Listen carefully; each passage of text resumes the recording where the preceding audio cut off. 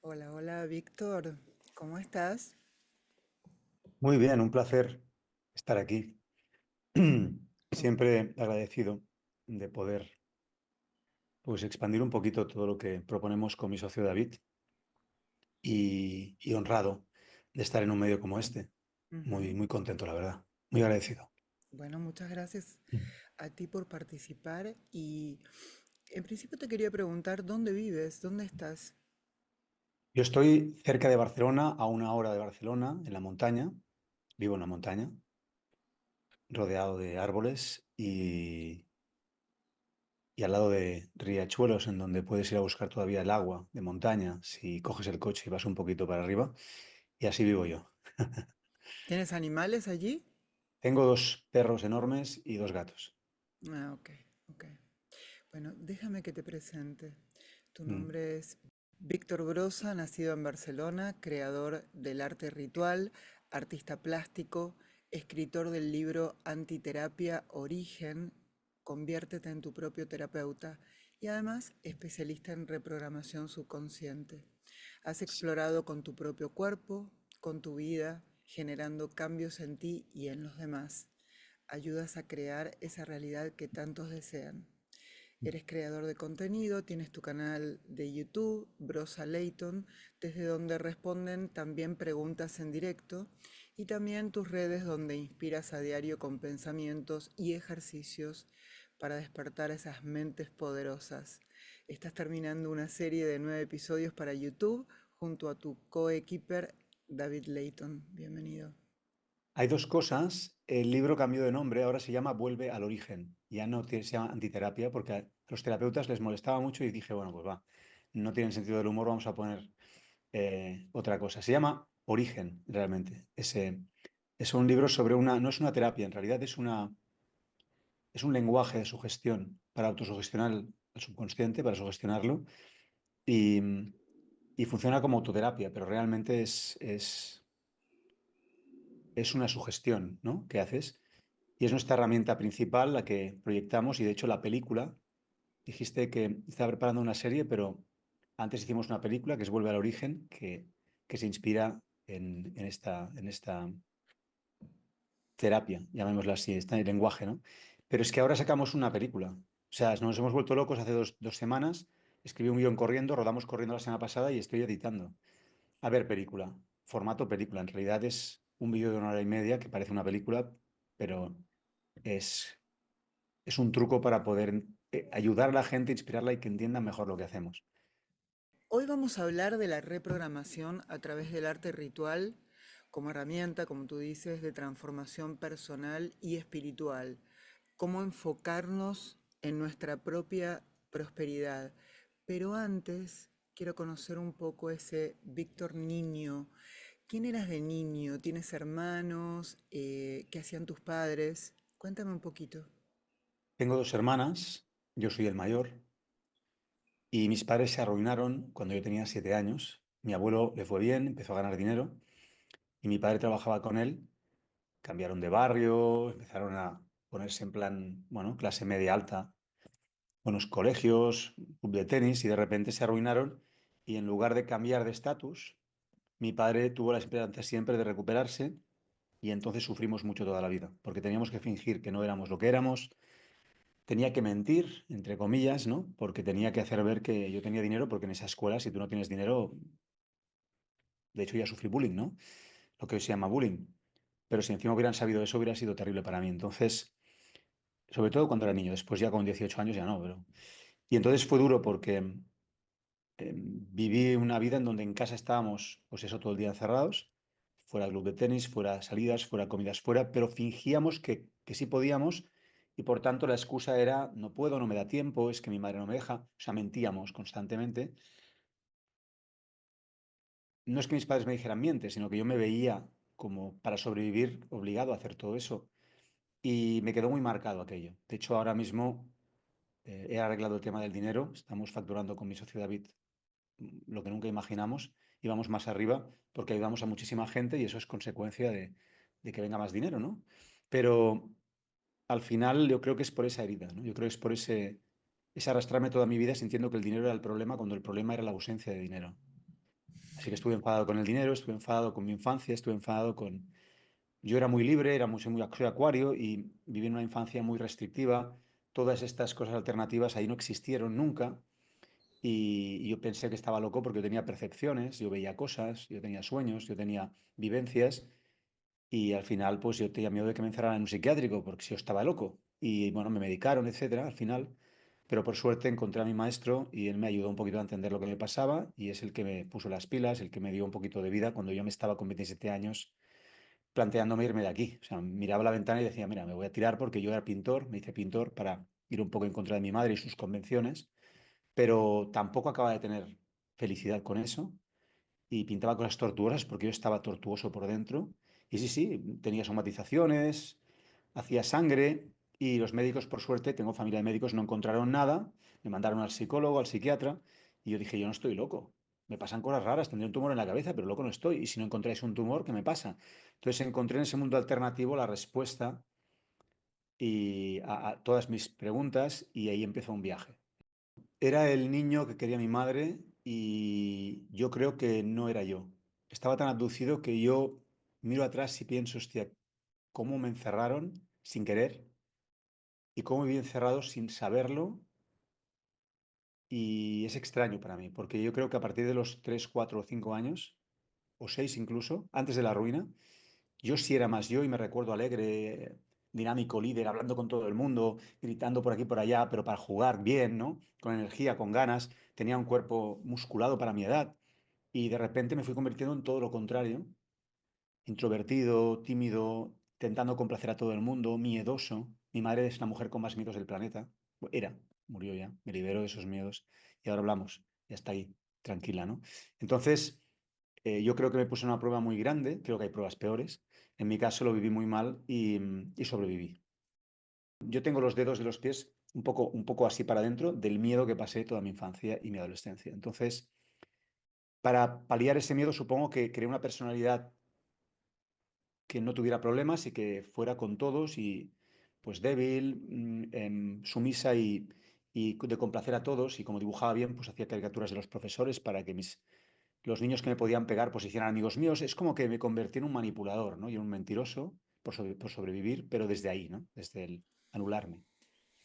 Y he tenido que reconciliarme con todo eso porque fue mi punto de partida para hacer lo que hago ahora. Si no, no llego a hacer todo eso, igual no haría lo que hago ahora. Entonces ha sido un viaje, como digo, largo y me alegro mucho de estar aquí en este momento, aunque esté el mundo loco, es mi mejor momento.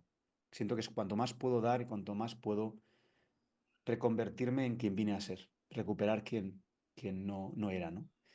Y paso a paso, fase a fase, creo que esta es la definitiva y lo siento profundamente. Me sabe mal que sea el momento que es, pero creo que es por eso, que muchos hemos venido a este momento precisamente, a dar lo que venimos a dar. Y todo lo que pasamos era el viaje para hacerlo, ¿no? Qué interesante lo que cuentas porque tuviste que convertirte en un pleaser, en la persona que concede, la persona que Mm, para poder encajar en el resto y tú mm, fuiste y volviste. Te convertiste en un rebelde y pudiste compartir con los demás tu mm, experiencia. mm. Yo estaba leyendo en tu website que comenzaste a grabar videos en el 2010 y Sí. en ese momento, ¿qué era lo que querías comunicar? O sea, ¿qué podías enseñar según tu propia experiencia? Bueno, yo entonces era pintor contemporáneo, viví en Berlín 7 años haciendo exposiciones alternativas. Disculpa, hasta cuando hablo de estas cosas a veces me emociono porque veo el viaje. Bueno, me volví loco y dije voy a Berlín. Iba a ir a Estados Unidos, pero era muy complicado y dije pues a Berlín. No sabía alemán, no sabía inglés y me lancé con apenas dinero y pudiendo volver a casa no quise hacerlo y me quedé 7 años y los primeros dos fueron muy duros. Mucho. Llegué a rozar la pobreza, casi a vivir en la calle. Por suerte duró unos meses, eso tan límite, pero estuve al límite un tiempo y me encontré con mis demonios, con mi frialdad, con mi ausencia. A eso fui, a hacer algo con el arte y me encontré a mí mismo. Y ahí es donde fui creando todo un proceso en donde aprendí a sobrevivir en Berlín, a empezar de cero, a ver lo que me pasaba. Y después de algunos viajes, China, Japón, México, porque viajé bastante Europa, por toda Europa, después de un viaje a México, muy largo, de un mes y medio, volví y no sabía qué me pasaba, pero sentí que el arte no tenía sentido para mí, que me refugiaba ahí dentro, pero que en el fondo no aportaba nada al mundo. Y Bueno, entonces, sí, perdóname, pero estabas haciendo como el viaje del héroe. Te estabas sí, buscando, sí, estabas sí, autoconociendo en otros ámbitos donde nadie te conozca. es eso. Japón, Berlín, o sea, Sí, totalmente fuera de tu entorno conocido, fuera de el sí, que sí. tú debías ser. Y volví de México y en México me pasaron cosas muy extrañas, tuve sueños muy fuertes y muy vividos y todo el mundo me preguntaba cosas como siempre me ha pasado, como si yo supiera las cosas, me pedía ayuda y me pedían que les contrarrestara una magia negra que les habían hecho y digo, ¿por qué me pregunta todo el mundo a mí? Si aquí hay chamanes. Entonces me metieron en programas de radio, o sea, me pasaron cosas muy raras y era como que algo me decía, es que Víctor, tú has venido a usar el arte de otra manera. No de forma egoica, que yo lo respeto, ¿eh? Pero no para perderte dentro de tus cosas, sino para utilizar esto como un medio para salir y construir. Somos creadores, todos creamos con lo que pensamos, sentimos, deseamos y hacemos. Igual hay que ampliar el concepto de arte y ayudar a la gente de otra manera. Empecé a entender lo que era el ir cargando creencias y sistemas de creencias y configuraciones heredadas que hacían que yo creara una realidad concreta y patrones que se me repetían y empecé a crear lo que yo luego llamé el arte ritual ahí. Y bueno, y en esa sensación de que tenía que compartir con el mundo, vi algunos vídeos, me inspiré, yo no sabía lo que era YouTube, no lo sabía nada, ni sé que se podía monetizar, era al principio de YouTube y grabé un vídeo y bueno, otro y al tercero pues explosioné, me llegaron como 1000 emails, yo estaba en Praga en ese momento, pensé que me había equivocado de email, que era del hotel, me dijeron que no, me asusté y no lo abrí en una semana y luego tenía 5000. Así que empecé a contestar y me convertí en una especie de gurú espiritual sin quererlo y lo arrastré unos años hasta que me di cuenta y dije, no, es que esto no es tampoco. Creo que aprendí probando y equivocándome, ¿no? Pero bueno, supongo que toqué a mucha gente también y con mis primeros vídeos recuerdo que había gente que me escribía diciendo que no se habían suicidado después de ver un vídeo mío porque yo con mi voz pues contaba mis experiencias o proponía una historia, ponía imágenes y había gente pues que tenía catarsis.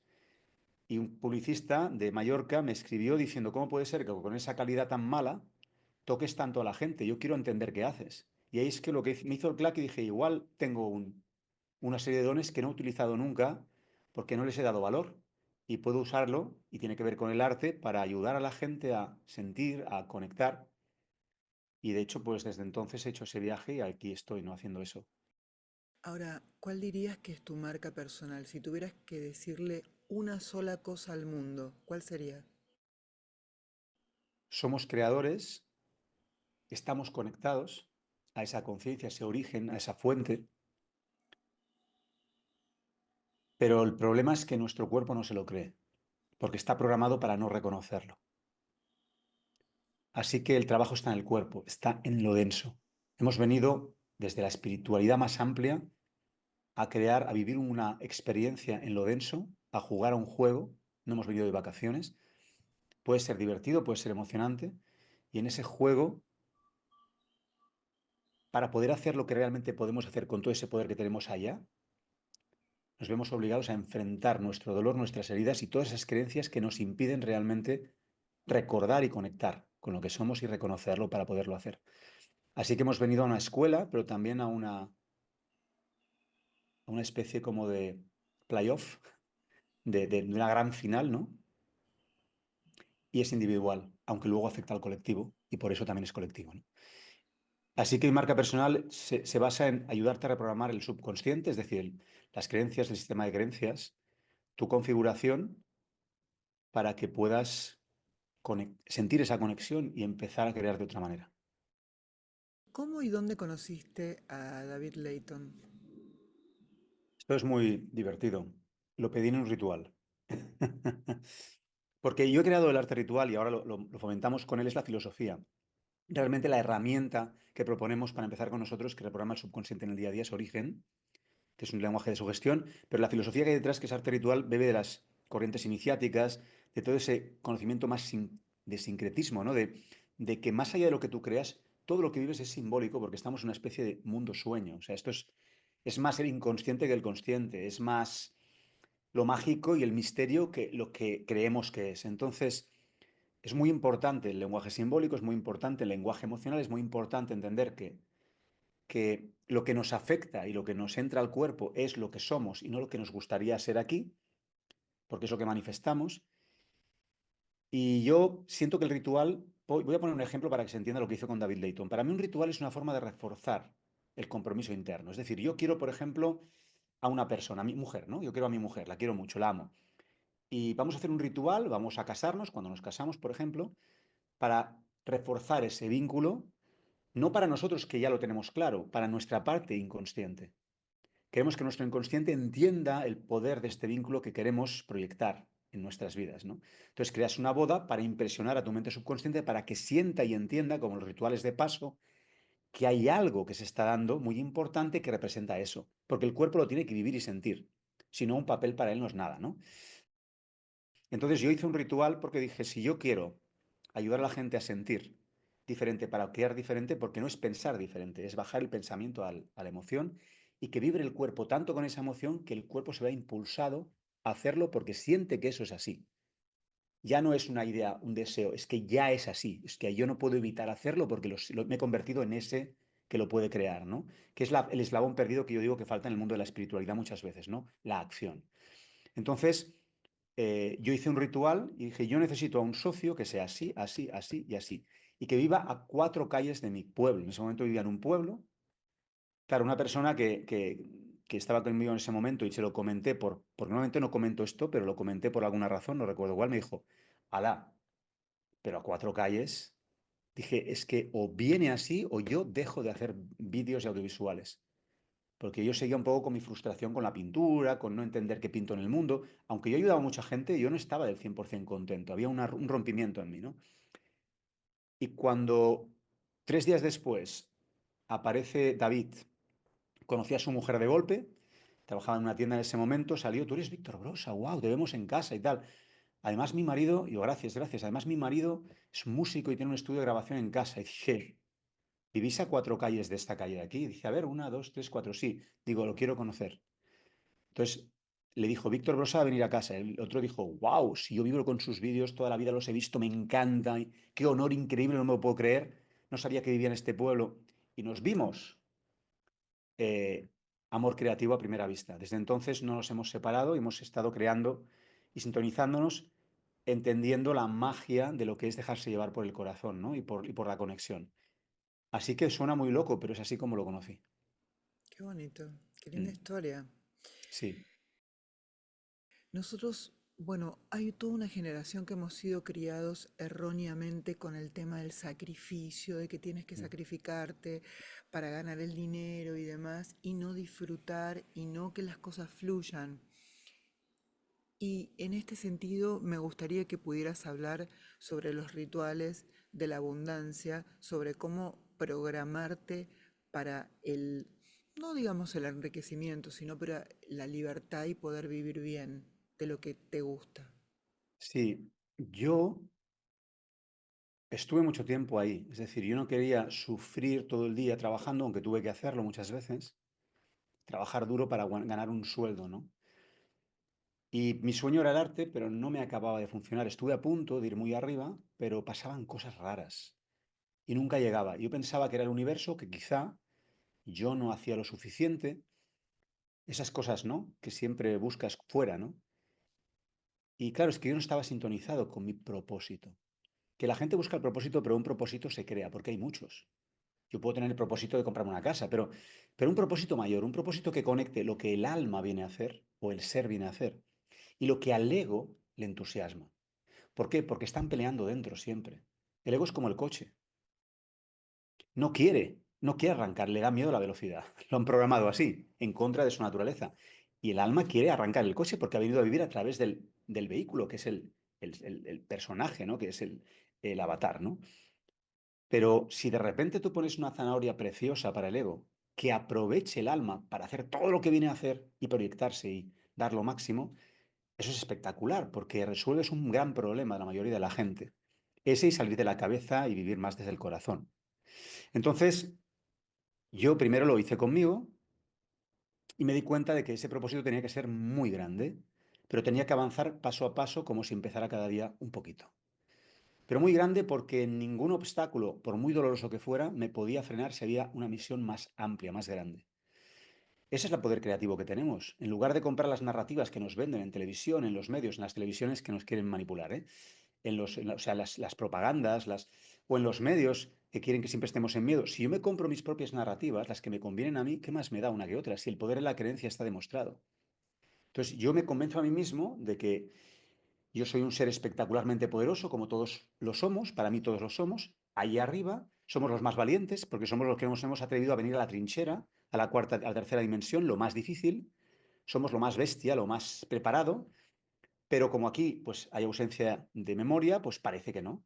Y entonces que el trabajo es recuperar la memoria desde la intuición, porque desde la mente no es posible, y, y empezar a dar lo mejor de mí para convertirme en mi mejor versión, aunque nunca lo logre, pero dirigirme hacia allá, ¿no? Imaginármela cada día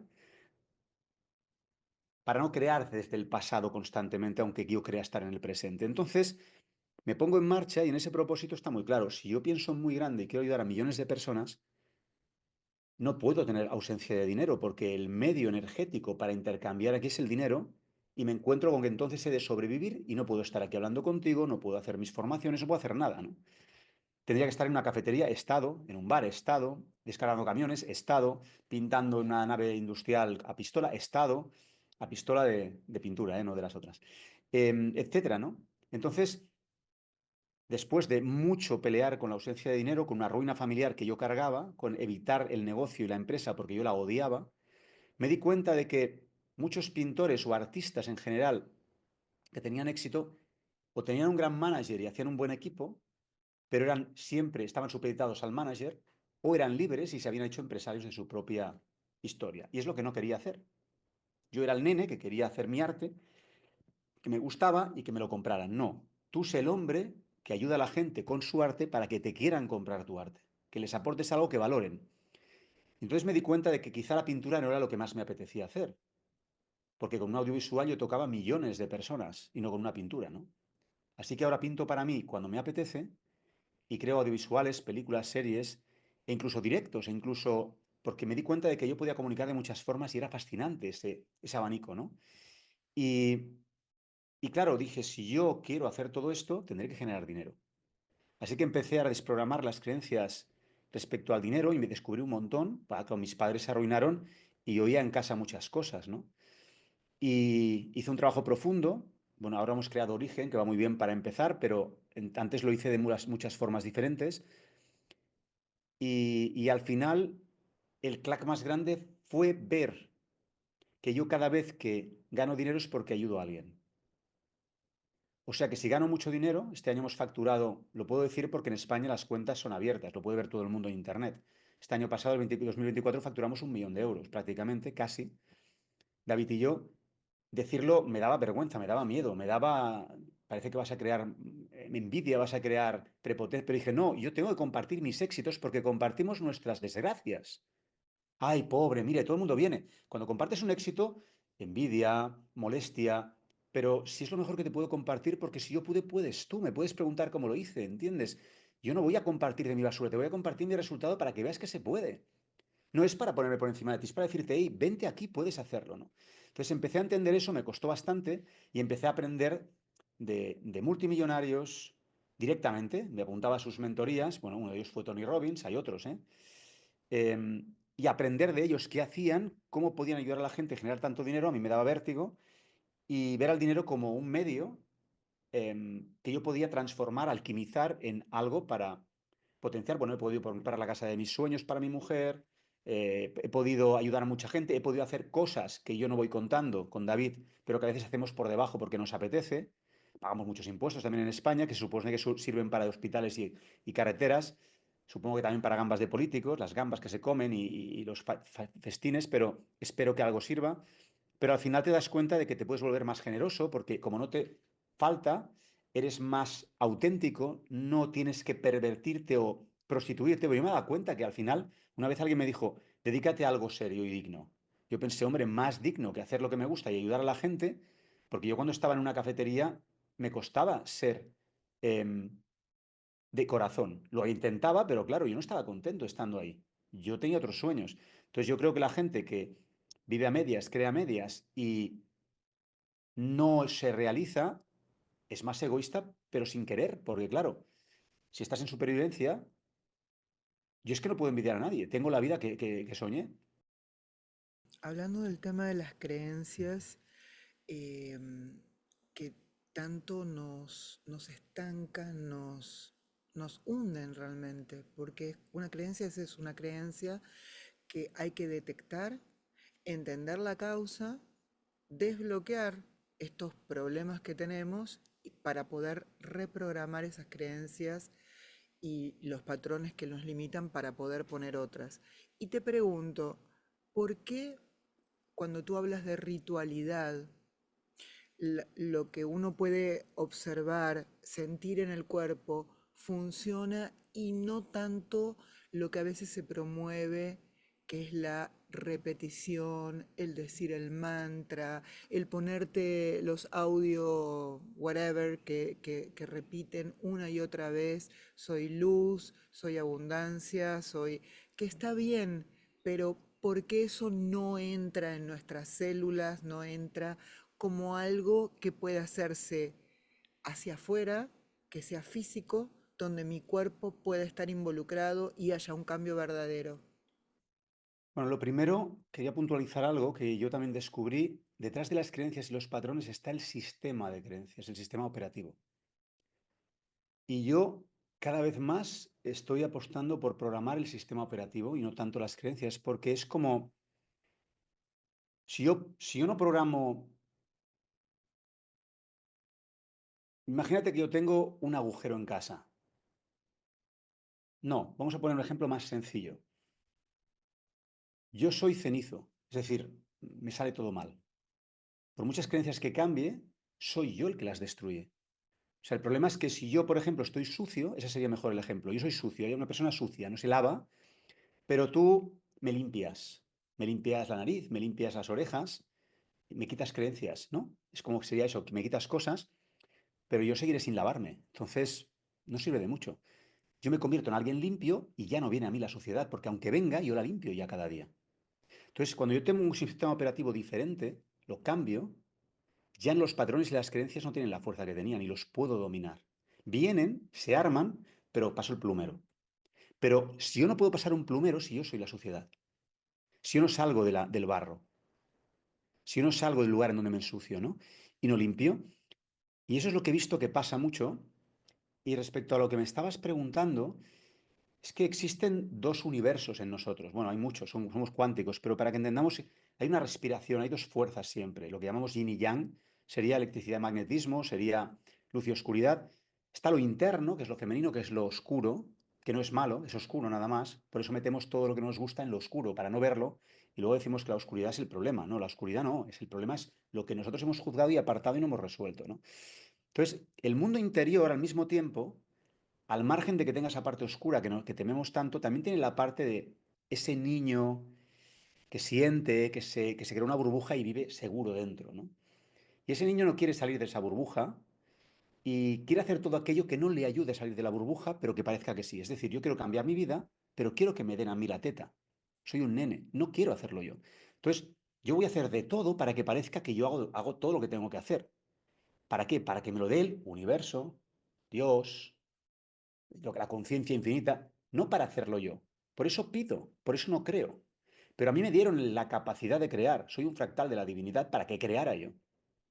Pero yo pido, yo puedo pedir apoyo, yo puedo pedir asesoramiento, pero pedir que me lo hagan a mí, yo vengo a hacerlo aquí. Esa es la confusión para mí. Entonces, yo creo un mundo interno muy rico que sí funciona, pero no dejo salir. Y una vez en sesiones, cuando hacía todavía sesiones muchos años, una chica tenía un bloqueo, decía, en la sexualidad. Ella decía eso, ¿no? Y yo dije, tú no tienes un bloqueo en la sexualidad. Tú tienes miedo a tu sexualidad y la bloqueas tú porque tú no estás bloqueada sexualmente. Estás reprimiendo esa sexualidad porque tienes miedo. Porque en su familia, cuando nace un hijo, muere gente. La sexualidad para la biología es, si tengo sexualidad, puedo tener un hijo. Claro, no piensa la sexualidad que hay opciones. No. Y por tanto es peligroso, ¿no? Entonces, yo me daba cuenta de eso Y es que tú puedes tener un mundo interior muy rico, pero es como tener dones y potenciales. Tú imagínate a Messi o a LeBron Jones o a, es igual, o a Michael Jordan, ¿no? No jugando nunca su deporte. Tienen un don, pero nunca lo han desarrollado. Y ellos no lo saben. Imaginan por dentro que juegan a básquet, ¿no? Entonces, claro, la idea es, no, yo visualizo, yo vibro, yo programo para actuar en la acción y hacerlo. ¿Qué sentido tiene programar un ordenador si luego no lo voy a encender? Entonces ahora enciendo mi ordenador y lo que estoy programando lo practico en el día a día. Ah, no, que aquí duele. Ah, no, que aquí caigo y duele, que aquí me equivoco y se ríen de mí. Claro, aquí está el tema. El mundo del adulto es el mundo de salir al mundo, es el mundo del padre, el mundo del intercambio, el mundo de la economía, del intercambio, del trueque. No de me lo van a dar, me lo voy a crear yo a través de ofrecer algo a alguien. Si yo doy a alguien algo que necesita, me darán el dinero para que yo compre lo que yo necesito. ¿Por qué dinero? Porque yo no quiero gallinas y el otro tiene gallinas nada más. Entonces yo no quiero gallinas. Entonces yo te doy lo que tú quieres, pero en lugar de gallinas me das dinero para que yo compre lo que yo quiero, porque yo no quiero gallinas. Entonces tiene sentido, ¿no?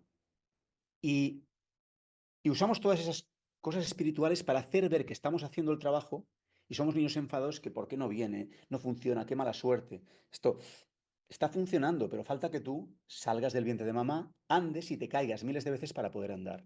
Y la vida nos lo contó desde pequeños. Nos enseñó a andar cayendo, nos enseñó a nadar tragando agua, nos enseñó a hablar balbuceando. No nos enseñó primero y luego lo hicimos. Nunca fue así. Y erramos millones de veces. ¿Qué nos pasa? No nos damos cuenta. Estamos aterrorizados. Y hay un montón de gente con corazón, trabajo interior, talento, sensibilidad, a la defensiva, enfadados con la vida, o ocultando todas sus frustraciones con conciencias espirituales y cosas espirituales, y solo los que se atreven lo hacen. Y muchos de ellos, pues a veces no son los más nobles, claro, porque los que somos muy nobles no nos atrevemos. Entonces toca dar un paso al frente, y más con la astrología que tenemos estos años, y empezar a ser el que no pudiste ser con 2 años cuando viste que papá y mamá no te aceptaban como eras, no porque no te aceptaran, es que ellos te educaban con sus creencias, con sus cosas, y tu trabajo ahora es recuperar a ese yo de 2 años y decir, espera, que vamos a hacer las cosas como tendrían que haber sido, gracias por lo que me disteis, era mi prueba. Voy a aprovecharlo, es lo que yo utilizaré para hacerlo. Toda mi neurosis ahora la uso para sanar y ayudar a la gente. Yo usaba mi capacidad de dialogar, de hablar, de seducir a la gente, de la sensibilidad, el arte, la capacidad de empatizar con los demás, de captar lo que había más allá y muchas otras cosas para esconderme, crearme un mundo interior, para sobrevivir, para dar a los demás lo que querían, para, bueno, para neurotizarme completamente. Y ahora lo uso para sanarme. Es lo mismo aplicado de otra manera, ¿no? Pero nos encerramos con nuestros dones en una cárcel y hay que salir de ella.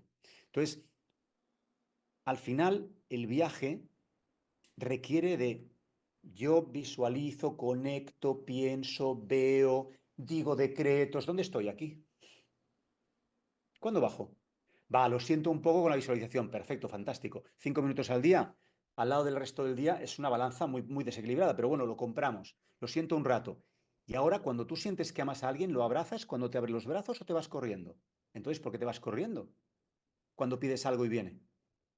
Entonces, claro, estamos aquí, de aquí para arriba. Pero hay que bajar a tierra. Hay que ir a la voluntad, al bajo vientre, a la sexualidad, que es la creación. Hay que ir a la víscera. La víscera es lo quiero, lo deseo, ¿no? Y no tener conflicto con todo eso que tanto oscurecemos. Bien aspectado, ¿no? La obsesión, aspectada correctamente, es yo quiero esto y punto. Y yo lo amo y punto, ¿no? Y empezar a caminarlo y atreverse a caerse, a levantarse, porque todo el mundo aprende así. Yo no conozco a nadie que no aprenda a la primera algo. Bueno, si nunca lo ha hecho. Alguno habrá, porque habrá siempre algún genio que dirá, mira, me sale la primera, pero generalmente, hasta para hacer pan tienes que quemar unos cuantos panes, ¿no? Dice don Alejandro Jodorowsky, cuando dudes entre hacer o no hacer, elige siempre hacer. Si te equivocas, ganarás experiencia.